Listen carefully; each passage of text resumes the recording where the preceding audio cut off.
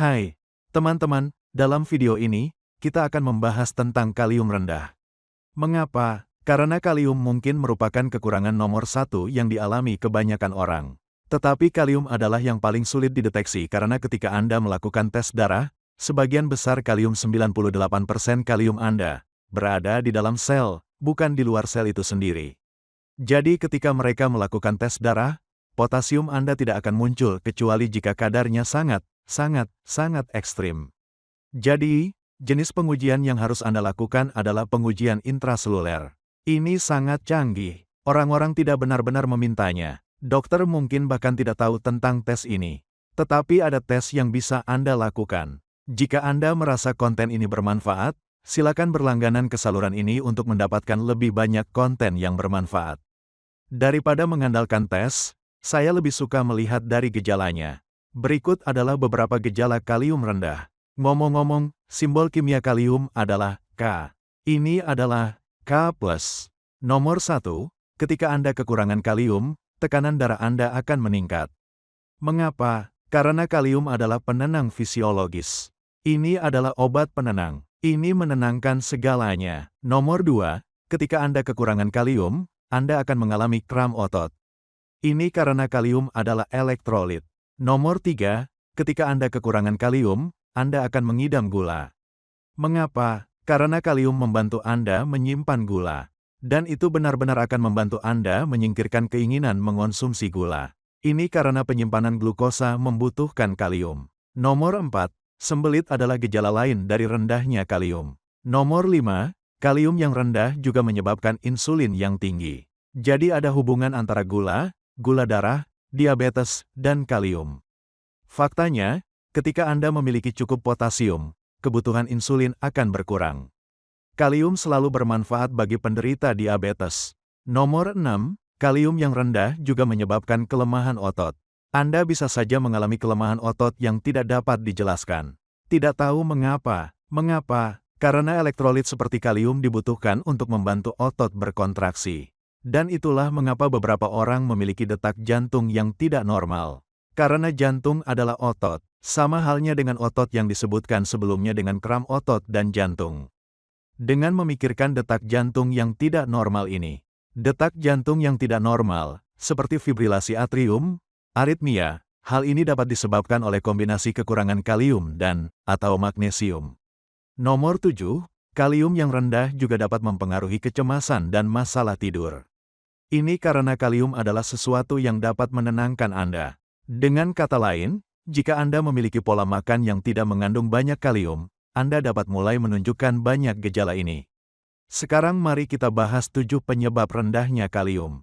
Nomor 1, jika Anda sakit dan Anda muntah. Demikian pula, katakanlah Anda adalah seorang penderita bulimia yang dapat menyebabkan kalium rendah. Nomor 2, mungkin Anda tidak mengonsumsi cukup kalium dalam makanan Anda.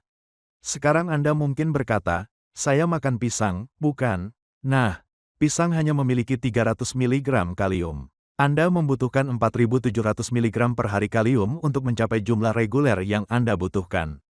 Jadi, Anda harus mengonsumsi 11 atau 12 pisang per hari. Tapi kami tidak ingin semua gula itu.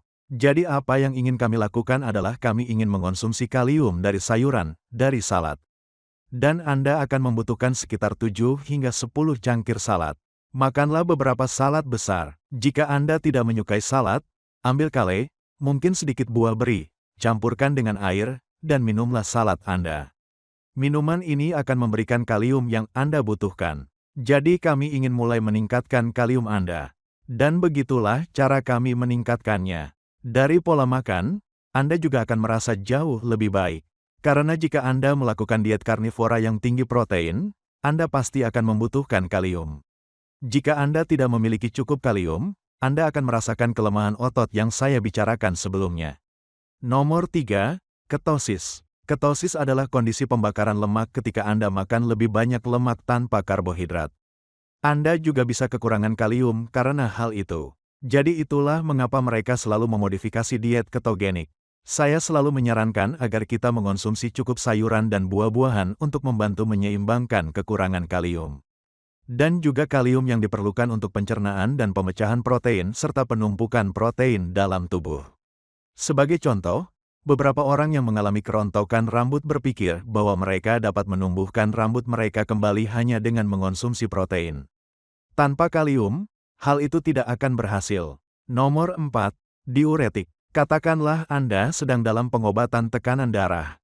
Karena obat ini bersifat diuretik, Anda akan menguras kalium dan menjaga tekanan darah tetap tinggi.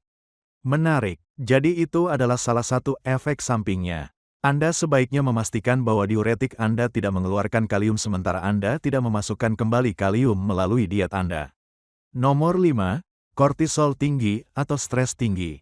Stres juga dapat menguras kalium. Faktanya, saya telah meminta orang-orang melakukan pengujian lanjutan pada tingkat kalium mereka, dan mereka mengonsumsi kalium dalam jumlah yang sangat banyak. Tetapi karena mereka berada di bawah tekanan yang luar biasa, kalium mereka tetap rendah. Dengan kelenjar adrenal, hampir seperti Anda memiliki lubang di dalam ember. Kalium akan masuk ke dalamnya. Jadi sekali lagi, ketika Anda sedang stres, Anda membutuhkan lebih banyak kalium. Jadi bagaimanapun juga, kalium ini sangat penting. Nomor 6, insulin yang tinggi akan menyebabkan kalium yang rendah.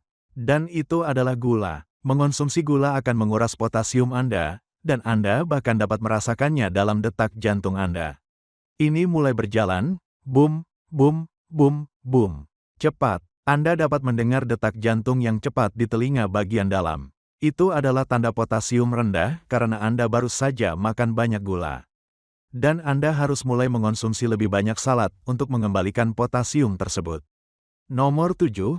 Minum terlalu banyak air. Jadi ini bertentangan dengan apa yang dikatakan semua orang. Orang-orang mengatakan bahwa Anda harus minum air bahkan sebelum Anda merasa haus karena pada saat Anda menyadari bahwa Anda haus, itu sudah terlambat.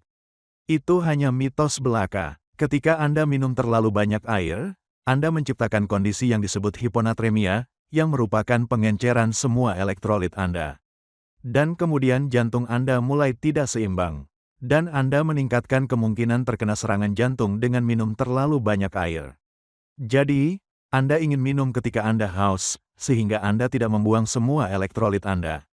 Karena Anda minum air, tetapi Anda mengencingi elektrolit. Anda tidak memasukkan elektrolit. Saya suka menghidrasi air saya dengan lemon, sedikit cuka sari apel, dan mungkin sedikit stevia.